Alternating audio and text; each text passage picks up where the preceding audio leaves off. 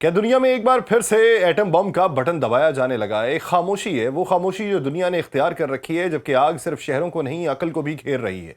United States اور اسرائیل کی ایران کے خلاف جاری جنگ اپنے چوتھے ہفتے میں داخل ہے۔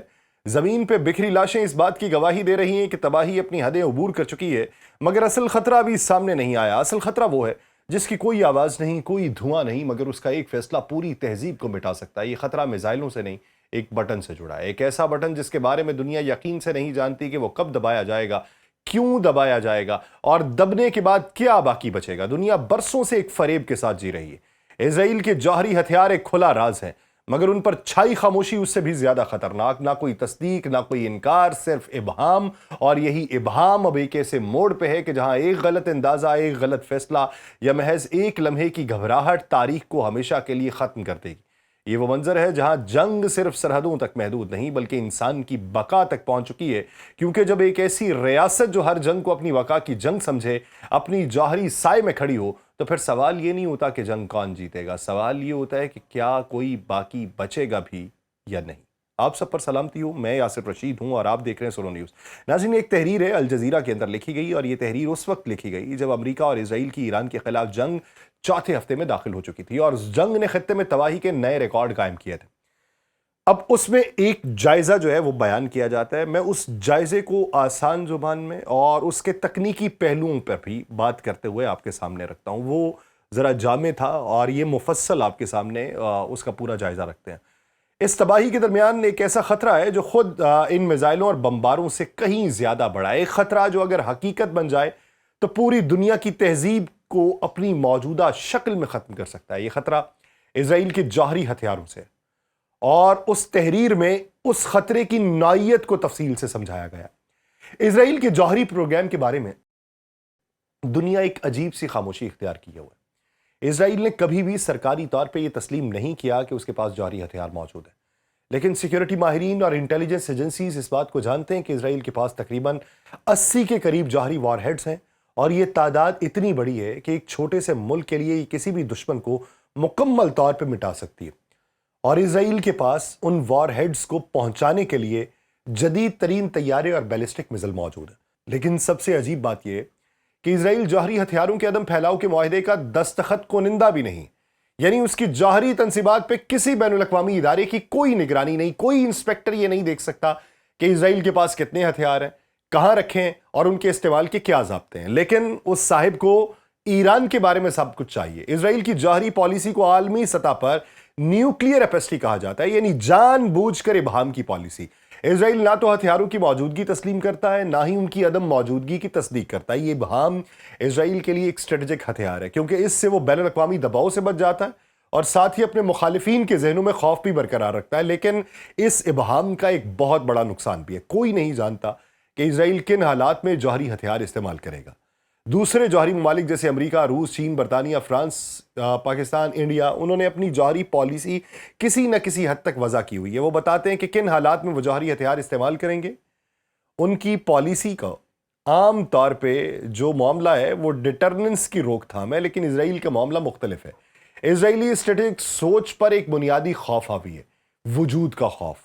اسرائیل کا قیام 1948 میں ہوا تھا، اور اس کے بعد سے اس نے اپنے آپ کو ایسے ماحول میں دیکھا ہے جہاں اس کے گرد دشمن ممالک موجود ہیں جو اس نے اپنے تئیں دشمن بنا لیے۔ 1967 کی جنگ، 1973 کی جنگ، بعد میں عراق، شام اور ایران کے ساتھ جھڑپیں، ان سب کو اسرائیلی قیادت نے بقا کی جنگ کے طور پہ پیش کیا۔ یہ ذہنیت اس وقت اور انتہائی خطرناک ہو جاتی ہے جب جوہری ہتھیار تصویر میں آ جائیں، کیونکہ اگر کوئی ملک یہ مانتا ہو کہ اس کا وجود ہر وقت خطرے میں ہے تو وہ جوہری ہتھیار استعمال کرنے کی حد کو بہت نیچے رکھتا ہے۔ دوسرے جوہری ممالک میں جوہری ہتھیار استعمال کرنے کی حد بہت اونچی رکھی جاتی ہے، عام طور پہ تب جب کوئی دوسرا جوہری ملک حملہ کرے یا ملک کے وجود کو ہی خطرہ لاحق ہو جائے۔ لیکن اسرائیل کے معاملے میں یہ حد اتنی نیچے ہو سکتی ہے کہ ایک روایتی جنگ میں بھی اگر اسرائیل کو لگے کہ وہ ہار رہا ہے تو وہ جوہری ہتھیار استعمال کرنے کا فیصلہ کر سکتا ہے۔ اسرائیلی اسٹریٹجک ادب میں ایک اصطلاح مشہور ہے جسے سیمسن آپشن کہا جاتا ہے۔ سیمسن بائبل کا وہ کردار ہے جس نے اپنی طاقت کو اپنے دشمنوں کے ساتھ خود کو بھی تباہ کرنے کے لیے استعمال کیا تھا۔ اسرائیل کے تناظر میں سیمسن آپشن کا مطلب یہ ہے کہ اگر اسرائیل کو لگے کہ وہ مکمل طور پہ شکست سے دوچار ہے اور اس کا وجود ختم ہونے والا ہے تو وہ اپنے تمام جوہری ہتھیار ایک ساتھ داغ کر اپنے ساتھ پورے خطے کو تباہ کر دے گا، چاہے یہ کوئی سرکاری ڈاکٹرین ہو یا محض ایک تصور۔ اس کا وجود اسرائیلی فوجی حکمت عملی میں ایک بہت بڑا عنصر ہے، اور جب اسرائیل کا وزیر اعظم یا فوجی کمانڈر یہ سوچے کہ کسی جنگ میں کتنا آگے جانا ہے تو ان کے ذہن میں یہ آپشن موجود ہوتا ہے۔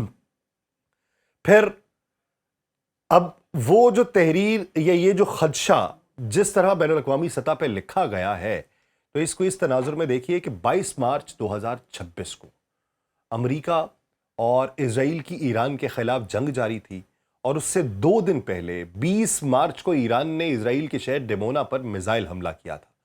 ڈیمونا اسرائیل کا وہ شہر ہے جہاں اسرائیل کا جوہری ری ایکٹر ہے۔ یہ وہ مقام ہے جہاں اسرائیل جوہری ہتھیاروں کے لیے مواد تیار کرتا ہے۔ ایران نے یہ حملہ کر کے ایک پیغام دیا کہ اگر اسرائیل نے ایران کی جوہری تنصیبات پہ حملہ کیا تو ایران بھی اسرائیل کی جوہری تنصیبات کو نشانہ بنائے گا، اور یہ پیغام اسرائیل کے لیے انتہائی حساس تھا، کیونکہ ڈیمونا پر حملے کا مطلب یہ تھا کہ ایران اسرائیل کے جوہری پروگرام کے دل تک پہنچ سکتا ہے۔ اس حملے کے بعد اسرائیلی قیادت کے سامنے ایک بہت بڑا سوال تھا کہ وہ کس حد تک جواب دے۔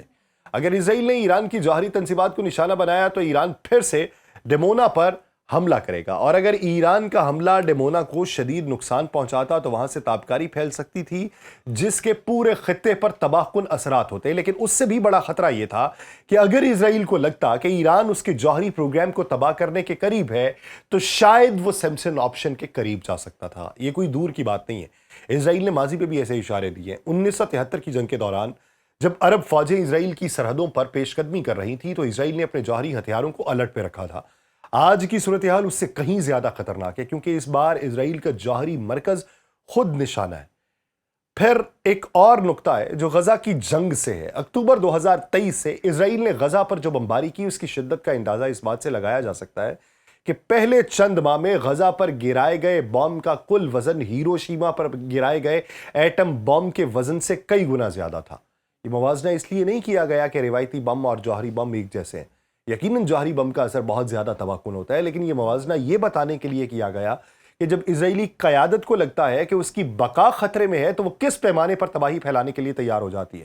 غزہ میں اسرائیل نے اسپتالوں، سکولز اور رہائشی علاقوں کو نشانہ بنایا۔ پوری پٹی کا زیادہ تر انفراسٹرکچر تباہ کر دیا گیا۔ انسانی حقوق کی تنظیموں نے اس مہم کو نسل کشی قرار دیا۔ پھر سوال یہ کہ اگر اسرائیل روایتی ہتھیاروں سے اتنی تباہی پھیلانے کو تیار ہے تو جب وہ یہ محسوس کرے کہ وہ جنگ ہار رہا ہے تو کیا وہ جوہری ہتھیار استعمال کرنے سے بھی پیچھے ہٹے گا؟